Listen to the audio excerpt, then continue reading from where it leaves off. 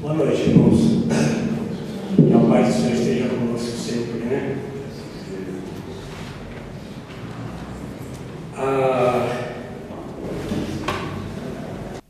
O estudo de hoje, como disse o nosso irmão Giovandi, é sobre o capítulo 122 do livro Caminho, Verdade e Vida. E o tema do capítulo é: portanto, pelos seus frutos os conhecereis. Palavras de Jesus, escrito no Evangelho de Mateus, capítulo 7, versículo 20. Nós uma vez já conversamos aqui, estudamos sobre um tema parecido. E eles se encaixam bem os dois, porque é sempre o mesmo. A base é a mesma, é um teor muito profundo que faz com que nós estudemos a interligação entre todos os seres do planeta, entre todos nós que aqui habitamos.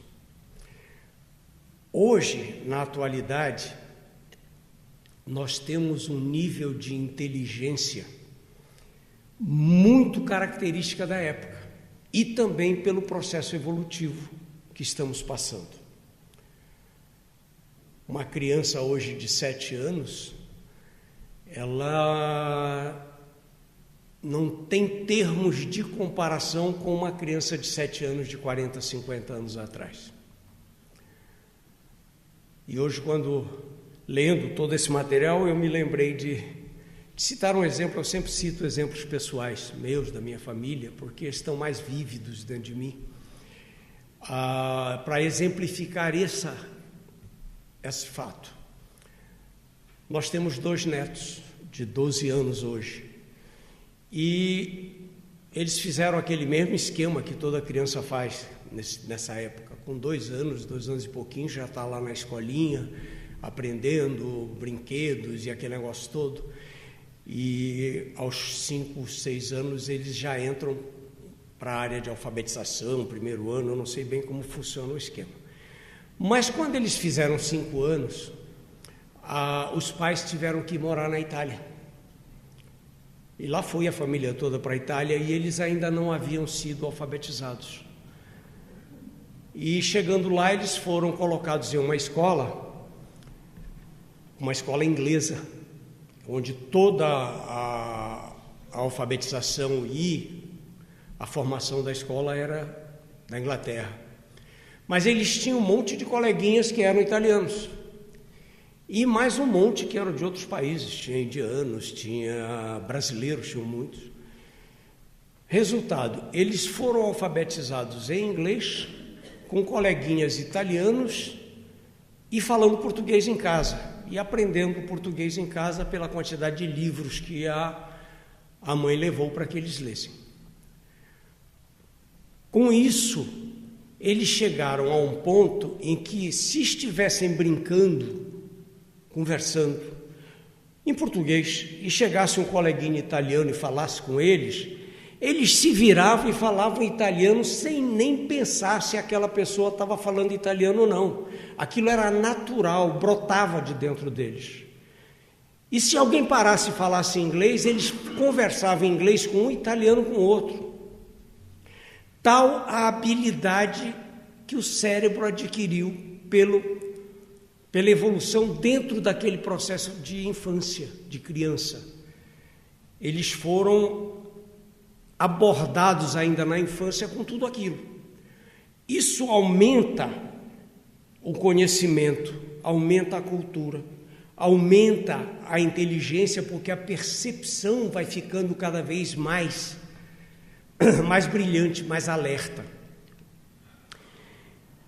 E essa percepção faz exatamente aquilo que a gente estuda no Espiritismo. Faz com que a gente busque respostas para as dúvidas que nós temos.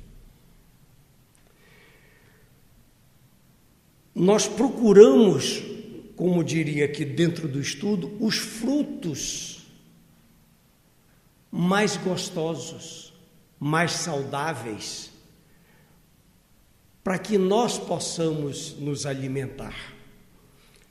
E aí não são os frutos de uma árvore real, são os frutos da árvore que nos dá a vida. E essas crianças, com essa percepção, eles aumentam os questionamentos. Eles procuram entender mais, eles não querem mais partir para o obedeça porque eu estou mandando. Faço o que eu mando e não faço o que eu faço. Porque antigamente, quando nós éramos menores, o meu pai dizia assim, não fume que faz mal, e o maço de cigarro estava no bolso dele. Hoje, se um pai disser isso para o filho questiona, mas por que você quer que eu não fume se você está fumando? Tal o processo evolutivo que está se dando em nós.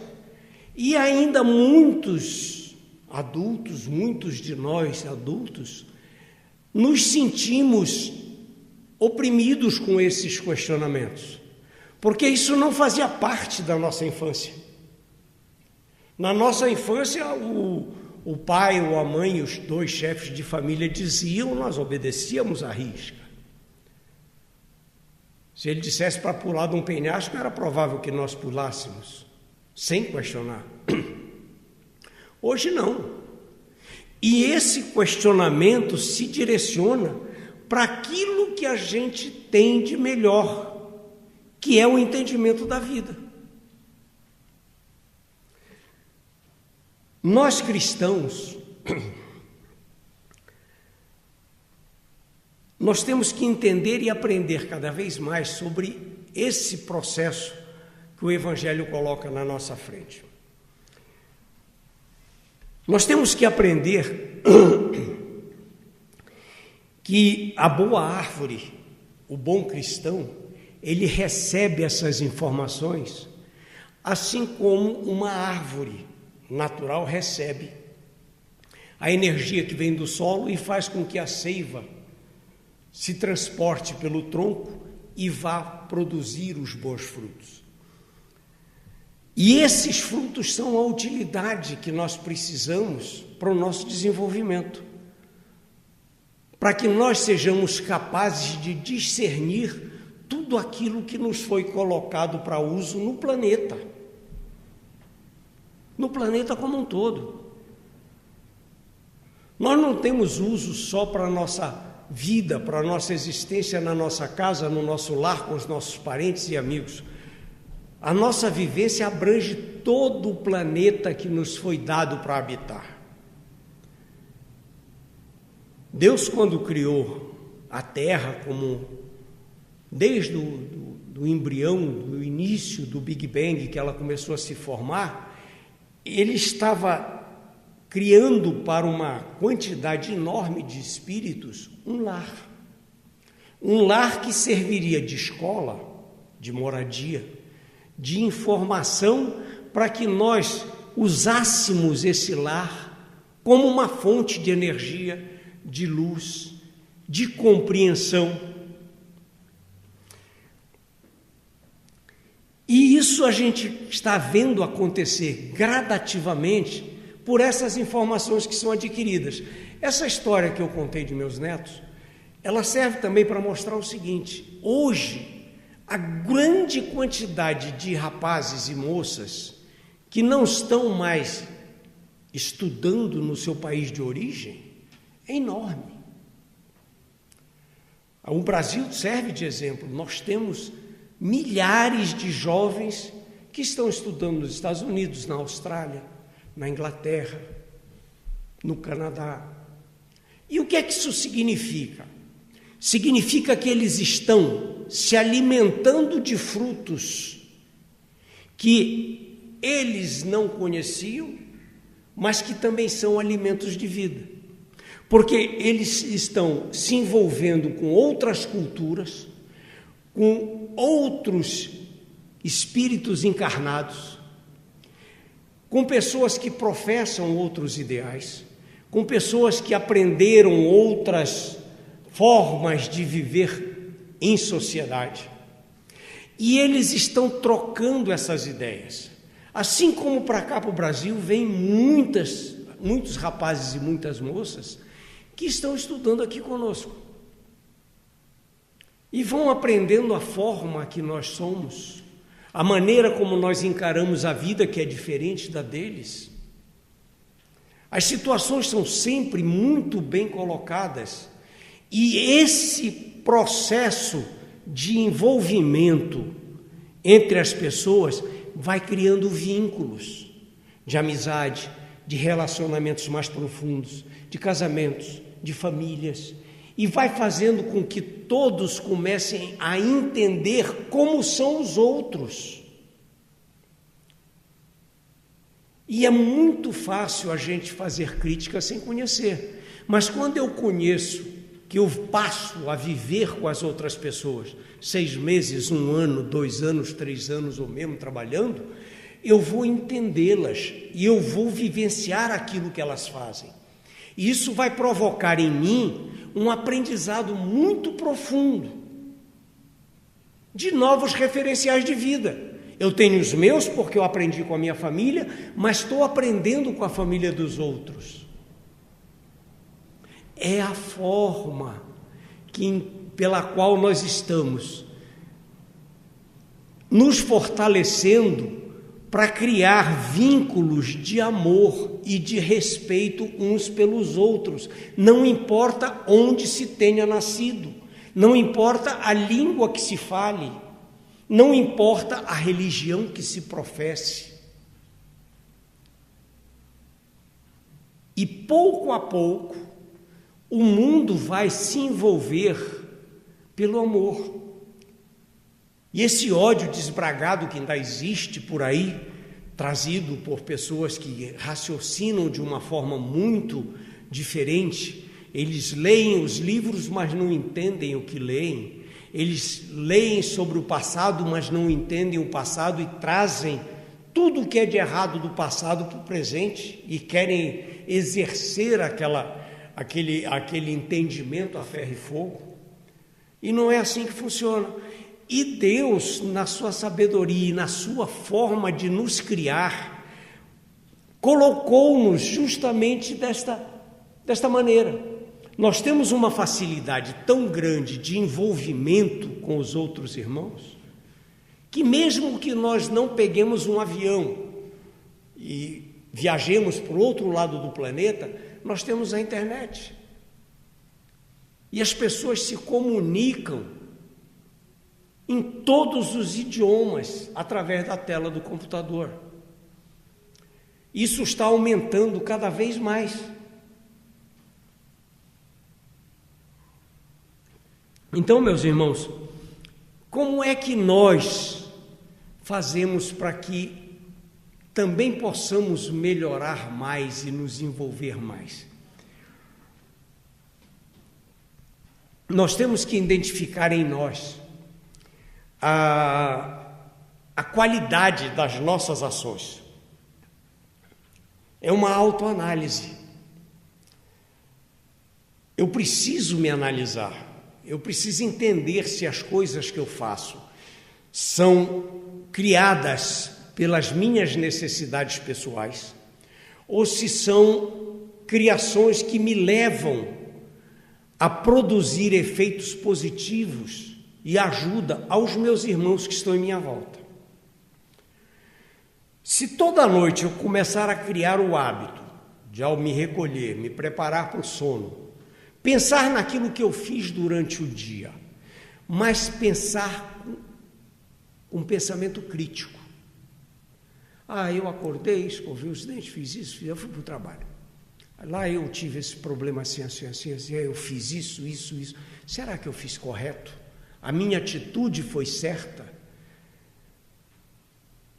Eu usei os meus ensinamentos cristãos, eu usei a doutrina espírita para me envolver com aqueles acontecimentos ou não? E aí eu me autoanaliso. Eu vou perceber se o que eu fiz foi uma forma de eu crescer na frente dos outros, de mostrar que eu era o melhor, ou eu fiz aquilo pensando no grupo, no conjunto? Nos tempos atuais, nós procuramos ainda muito as coisas materiais.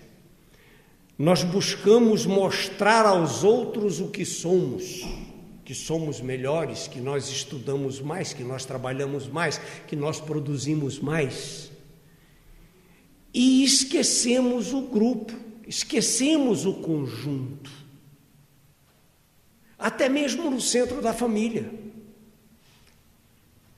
Muitas vezes nós pensamos que a família está ali como um campo de estudos, onde eu vou colocar toda a minha força de pai, de avô, de o que seja, para prevalecer sobre eles, para dar comandos, para mandar, esquecendo que aquilo ali tudo foi formado para que nós aprendêssemos a nos amar, para que nós aprendêssemos a perdoar erros de vidas passadas. E voltando à internet, nós temos exemplos constantes de como os outros, em alguns momentos, estão muito mais adiantados do que nós. Do outro lado do planeta existe um país que todos nós conhecemos, chamado Japão, que sofre terremotos aí a todo instante, é preparado para aguentar terremotos, onde o povo cuida uns dos outros. Tóquio tem, parece que 40 ou 50 milhões, eu não tenho certeza. Outro dia eu vi 70 milhões, é gente demais da conta. São Paulo aqui tem 18. Então Tóquio seria 4 vezes São Paulo. E lá você não encontra um grão de areia de sujeira nas ruas. O japonês não admite jogar nada na rua porque ele vai prejudicar ao seu vizinho e ao grupo. Nós aqui ainda temos um mau costume. Você tira uma balinha do bolso, descasca a balinha, bota a bala na boca e pega o papelzinho, faz uma bolotinha e dá um peteleco. Não é assim que fazemos? Agora junte, que em Brasília, 3 milhões de pessoas jogando papelzinho no chão, garrafa de água mineral que bebe, sai pela janela do carro e cai na rua, aí vem uma chuva, leva para o esgoto. Aquilo entope o esgoto. Aquilo inunda uma determinada área. Uma pessoa morre afogada por qualquer motivo por causa daquele fato. Quem foi que matou aquela pessoa?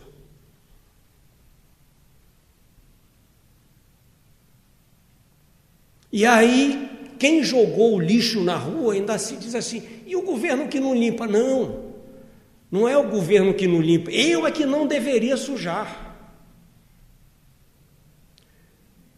São exemplos que nós temos no livro Sinal Verde, que nós estudamos, passamos página por página do Sinal Verde aqui, que nos dão noções de vida social, de vida em grupo, de vida em família. Mais um exemplo, já que nós estamos falando daquilo que nós fazemos e acontecemos no nosso mundo. Todos nós vamos a shopping, seja qual for o shopping. Geralmente no shopping tem uma escada rolante, para facilitar a vida de todo mundo, porque a escada rolante ela vai mais rápido, ela leva mais gente do que um elevador. Vocês já notaram? Muita gente já aprendeu. Quando entra na escada rolante, se põe do lado direito e deixa o lado esquerdo, como uma passagem. Mas muita gente que vem 2 ou 3 pessoas se amontoam no meio da escada e ninguém mais passa. Aquelas pessoas são os donos do pedaço. E aí vem alguém, um irmão nosso, que está com problema de atraso, talvez no trabalho, tem que bater o ponto, senão perde o dia. Ele pode estar com um problema sério de saúde, tem uma consulta médica que está lá em cima, o médico esperando e ele não pode atrasar. Qualquer coisa na vida dele, ou é um cara apressado. E ele quer passar e não pode, porque tem 3 pessoas que estão ocupando todo o andar, todo o degrau da escada. E nós ainda não aprendemos que, ao ficar do lado direito, nós deixamos aquele vão livre para quem tem pressa. A pista da esquerda no trânsito também é para isso. Para aqueles que... mas a lei determina 60 km. É problema dele. Se a mãe dele estiver morrendo e ele quiser ir 80 e pagar as multas, você vai dizer, não, quando chegar lá, a tua mãe já virou cadáver, sem problema. É assim que funciona? Não, é o respeito de uns pelos outros. É o viver em conjunto, viver em comum, transformando o planeta inteiro numa grande família, que se respeita mutuamente, que quando toma uma atitude, põe pensando no próximo.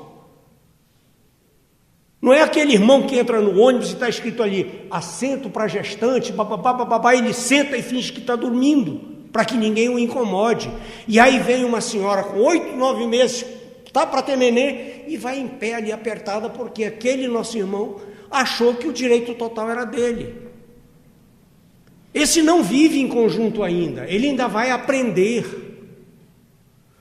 Mas está na hora de nós aprendermos. A doutrina espírita põe nas nossas mãos tudo isso, nos informa como nós devemos nos comportar. Mas como nós ainda somos muito materialistas, ainda não chegamos no equilíbrio de vida, nós não conseguimos saborear o fruto e sentir a seiva da árvore que está correndo em nós. Essa seiva é a vida que nos movimenta.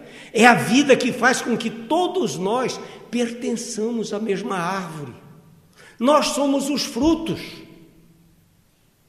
que vão alimentar outros frutos que são gerados por nós. Uma família, quando se junta, ela vai num crescendo que depois de 30, 40 anos é uma quantidade de gente que não dá para pôr no papel. 100 anos depois você tem 600, 700 pessoas que aparentemente são daquela família, com aquele nome, aquela coisa toda. Mas se um iniciante daquela família começou um procedimento de envolvimento material, de posse, e que não demonstrava nenhum respeito pelas coisas dos outros, achando que tudo que existe no planeta pode ser dele pela força ou por procedimentos escusos, a maioria daqueles que vêm depois dele tem o mesmo pensamento.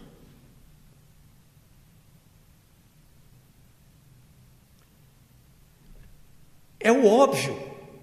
Uma criança que está na escola e que recebe uma formação dentro de casa, ela vai trazer essa formação para o grupo escolar. Se é uma formação de amor dentro de um conceito de doutrina que encaminha, que salva, que traz amor, respeito, ele vai vir com tudo isso.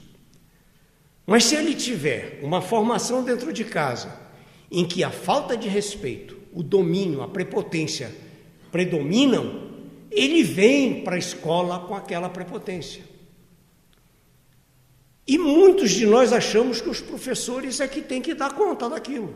E não é. Professor é para ensinar português, matemática, física, química, biologia, o que seja. Ele não é para dar educação para as crianças. A educação é em casa. Porque se o professor tentar educar aquela criança de alguma forma, é capaz da família se ofender com o professor. Perceberam? Isso é muito importante para nós e é todo o ensinamento da noite. E nós ainda temos uma coisa muito importante que nós precisamos tomar cuidado, que também faz parte do estudo e é um envolvimento com ensinamentos que vêm no Evangelho, que são os falsos profetas. Nós já ouvimos sobre eles, né? Diz assim: guardai-vos dos falsos profetas, que vêm a vós disfarçados em ovelhas, mas por dentro são lobos vorazes. Pelos seus frutos os conhecereis. Então, todo esse trecho do Evangelho faz parte desse estudo. Mas o que são esses falsos profetas? O que é que nós temos para entender o que é isso? Profeta, a palavra profeta tomada ao pé da letra, significa aquela pessoa que profetiza, que vê o futuro e diz sobre o futuro. Mas não é isso. No tempo de Jesus, profetas eram aqueles espíritos iluminados que vinham à terra para preparar o caminho do Cristo. Eles não saíam dizendo o futuro por aí, não. Eles preparavam o ambiente e falavam sobre a vinda de Jesus. Assim como nós, na doutrina espírita, falamos sobre muita coisa que vai vir, que nós sabemos que vai vir porque é natural de vir. Ninguém está professando ou querendo ver o futuro. Então, o profeta naquele tempo era isso. Ele vinha com o intuito, a missão de criar um clima propício à chegada do Mestre, a informar com mais segurança sobre aquilo que iria acontecer. Mas nós temos que ter cuidado com aqueles profetas que penetram nos grupos. Todos os grupos cristãos e grandes grupos de religiosos estão passivos disso. São irmãos nossos, espíritos encarnados, que têm o intuito de desagregar, e são os falsos profetas. Esses é que nós temos que ter cuidado. Eles têm palavras sonoras, bonitas, palavras que, num primeiro momento, fazem sentido, mas eles plantam a discórdia, eles plantam a dissidência nos grupos. Eles criam pequenos focos de ciúme. Eles são mestres nisso. Esses são os lobos vestidos como cordeiros. Quem tem mediunidade e começa a achar que ele é o melhor médium do planeta, que ele recebe qualquer espírito, que é só pensar no espírito, o espírito vem e se comunica por ele. Aquele médium que assina nomes de espíritos famosos, aquelas mensagens e tal, esse é um falso profeta. Aquele que acha que o centro onde ele está já não cabe mais para ele, porque o tamanho dele, o ego dele cresceu tanto que ele não se sente mais à vontade no centro pequeno, ele precisa de muita atenção. Esse é um falso profeta. Esse não se alimenta dos frutos. Esse não faz parte daquela raiz, ele precisava fazer. Vai fazer algum dia? Vai. Mas vai passar por um processo de aprendizado novamente. Então, meus irmãos, nós, por estarmos hoje no planeta Terra, temos uma vida que nos foi dada de uma forma muito generosa por Deus. Nós chegamos à Terra num momento em que ela está se transformando, deixando de ser um planeta de expiação e provas. Nós recebemos o Espiritismo, a doutrina espírita veio para nós.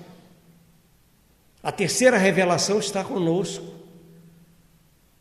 Nós temos que ler, aprender e perceber tudo aquilo que nos é colocado como alimento espiritual. Ah, mas eu não tenho tempo. Tem. A gente sempre tem tempo para aprender. Por pouco que seja. O Evangelho na cabeceira, pega, lê um pedacinho e deixa para dormir. Leva 2, 3 anos para ler o Evangelho, mas tem. Tem como pensar, como agir. Não é ser aquele irmão que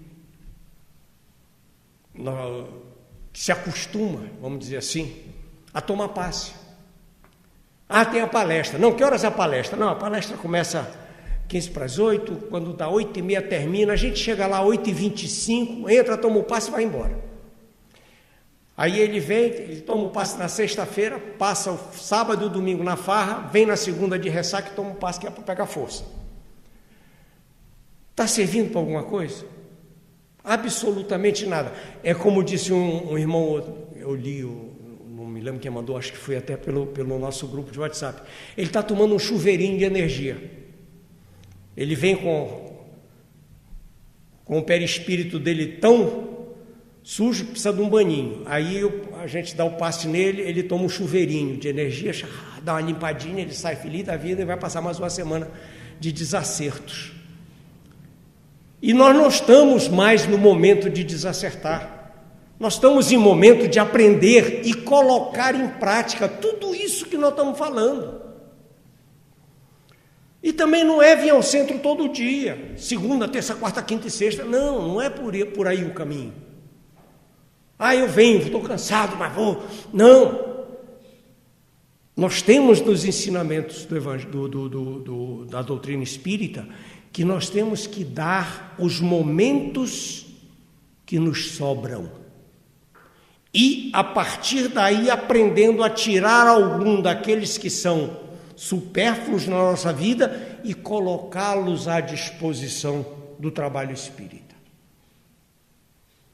Não é para largar o filho que está doente, a mãe que está, o pai que está lá no hospital, para vir para o centro, porque eu tenho que vir aqui dar passe. Deus não quer isso da gente, não. A nossa obrigação primeiro é a família. Deus nos colocou marido, esposa, filhos, netos, para que nós cuidássemos deles. São espíritos que precisam do nosso abraço, do nosso amparo, do nosso carinho, do nosso respeito, do nosso exemplo. Eu sou um exemplo muito mais positivo dentro da minha família do que aqui na casa. Porque termina aqui, eu vou para minha casa, vocês vão para a casa de vocês, nós não vamos conviver mais a semana toda. Mas eu vou para minha casa, eu vou conviver com as pessoas que são da minha família a semana toda. Então a minha presença é mais constante lá do que aqui. É isso que nós temos que fazer sempre. Fazer a doação energética, fazer a doação de bens para aqueles que precisam, com todo o coração, da forma que nos foi mostrado por Jesus, que a tua mão direita não sabe o que a esquerda está fazendo. Nem fazer nada pensando em agradecimentos. Faço porque me é bom fazer. Eu me sinto bem fazendo. Eu tenho que guardar dinheiro. Para quê? Me diga para quê. Se na hora que você tiver um infarto no meio da rua, não tem dinheiro que seja guardado para levar para o médico, porque não dá tempo.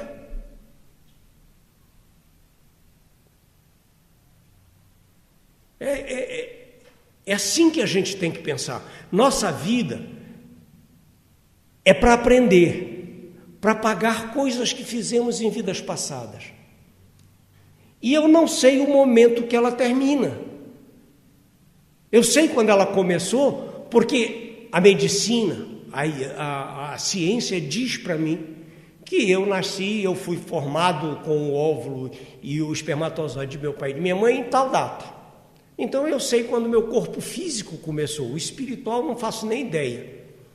Mas a partir do momento em que aquele óvulo é fecundado, eu não sei quanto tempo eu vou viver.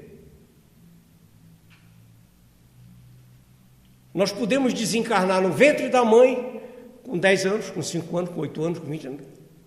Não existe. Então eu tenho que me preparar para isso, para o meu desencarne, para que o meu espírito respire ares melhores do que aquele que eu estou respirando. Que ele tenha um benefício maior dos frutos divinos, do conhecimento, do amor, da percepção de vida em grupo, do respeito de uns pelos outros.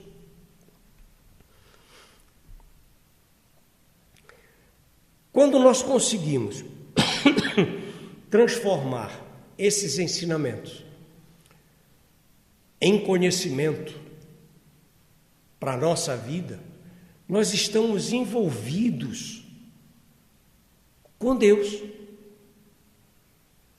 E estamos fazendo aquilo que nos foi dito para fazer. Viver como filhos de Deus.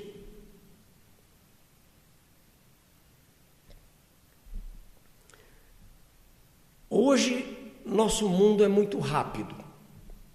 Tudo acontece muito rápido. Nós não temos mais aquela calma que existia há 50, 60, 70 anos atrás, ou um pouquinho mais para trás, em que a nossa vida andava de uma forma mais lenta. As informações nos chegam em tempo real. O que acontece do outro lado do planeta a gente sabe na mesma hora.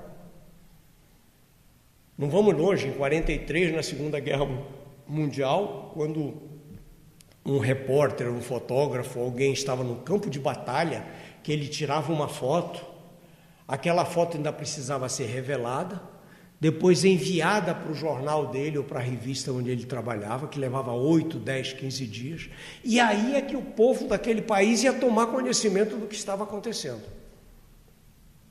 Hoje, o repórter tem uma máquina fotográfica que ele dispara uma foto, ele aperta um botão, o sinal vai para o satélite e a imagem chega de imediato no jornal.